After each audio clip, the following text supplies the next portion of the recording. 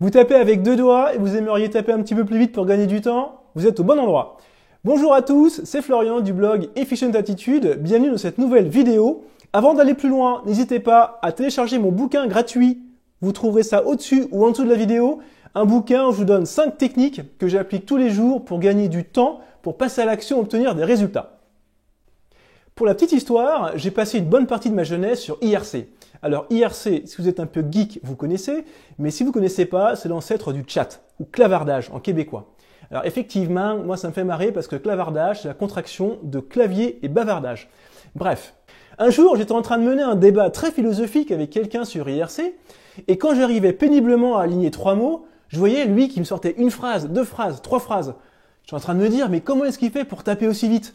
Alors je lui posais la question, et il me répond très naturellement, moi j'ai appris à taper avec mes 10 doigts. Très bien, et à partir de là, j'ai décidé d'apprendre à taper avec mes 8 autres doigts, et je dois vous garantir que ça m'a changé la vie. C'est un des meilleurs investissements que j'ai jamais fait. Alors petite parenthèse historique, vous avez constaté peut-être en voyageant qu'il y a différents types de claviers en fonction du pays dans lequel on est. En France, on a un clavier qui s'appelle AZERTY. Alors AZERTY, quand vous regardez votre clavier, vous voyez écrit AZERTY, A-Z-E-R-T-Y.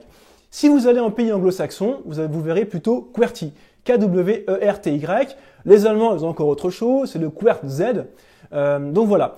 Pour la petite histoire, donc, cette disposition de touche a été étudiée pour éviter que les machines à écrire de l'époque puissent avoir les marteaux et les tiges qui s'entrecroisent et qui se bloquent. Donc ils ont fait en sorte d'espacer les lettres pour éviter d'avoir ce petit problème lors de la frappe.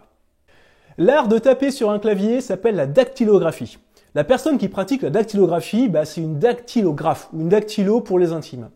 Vous avez peut-être remarqué que sur votre clavier, sur les lettres F et J du clavier, il y a des petits picots. Regardez bien, vous verrez deux petites bosses.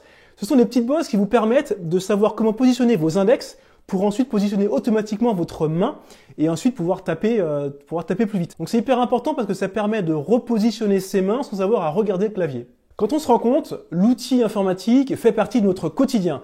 On a tous un clavier alors sur l'ordinateur de la maison, un clavier au bureau, donc on passe énormément de temps devant notre clavier. Encore plus quand on est informaticien. Informaticien, je sais de quoi je parle, je suis informaticien, on passe énormément de temps à taper sur son clavier. Donc savoir taper sur un clavier, c'est un avantage majeur de productivité.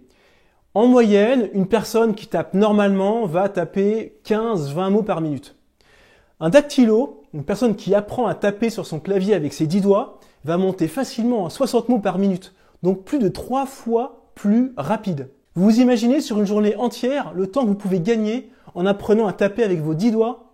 Autre avantage de savoir taper sur son clavier, c'est le fait que, comme je vous ai dit, il y a des petits picots qui vous permettent de positionner vos mains automatiquement sur le clavier sans avoir à le regarder.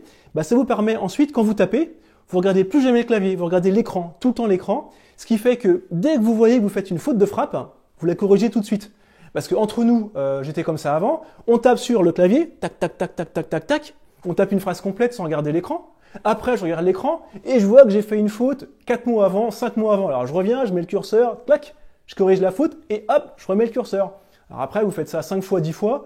Au bout d'un moment, on en a marre. Donc voilà, autant être efficient et taper rapidement et dès qu'il y a une faute, on la corrige. Alors comment progresser pour taper plus vite? Alors là, il n'y a pas de secret, il va falloir s'entraîner. Il existe des petits outils très sympas, très faciles à prendre en main sur Internet. Je vais vous mettre les liens en description de cette vidéo. Ça va vous apprendre à savoir où se situent les différentes touches et vous allez passer du temps à taper sur vos claviers. Alors, je vous le dis tout de suite, vous allez souffrir, vous allez partir de très très loin. Vous allez commencer par apprendre à taper 2 lettres. Alors, vous allez passer votre temps à taper les 2 lettres et puis après vous allez taper 3 lettres. Je vous garantis, vous aurez envie d'abandonner 1000 fois, mais surtout, accrochez-vous. Je suis passé par là, je sais ce que c'est. Mais surtout, voilà, allez jusqu'au bout. Et après, entraînez-vous sur les applications de clavardage. J'adore ce terme.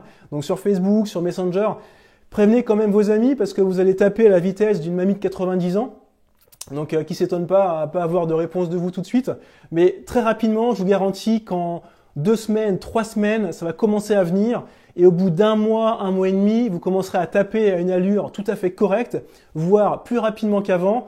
Et après, au bout de 2 mois, ce sera royal. Voilà, si ça vous amuse, je vous mets également une petite vidéo de moi en train de taper une phrase. Regardez.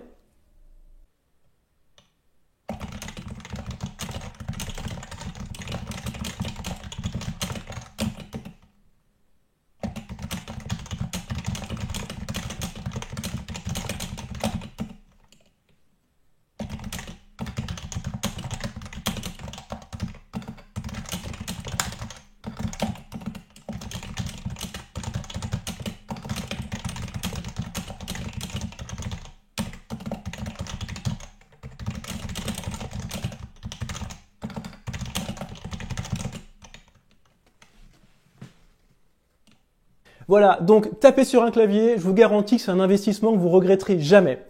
Petite anecdote, je vous montre le clavier que j'utilise. Vous allez dire, mais il est complètement fou d'utiliser un clavier bizarre comme ça. Il n'y a rien d'écrit sur les touches, parce que effectivement, je tape à la fois en AZERTY, je vous ai parlé tout à l'heure de cette disposition de touche, mais également en Dvorak. Dvorak, c'est une autre disposition de touche qui a été créée par un Hongrois, je crois, qui s'appelle Dvorak, qui permet de taper encore plus vite. Voilà, j'espère que cette vidéo vous aura plu. N'hésitez pas à la liker et à la partager si vous avez appris des choses.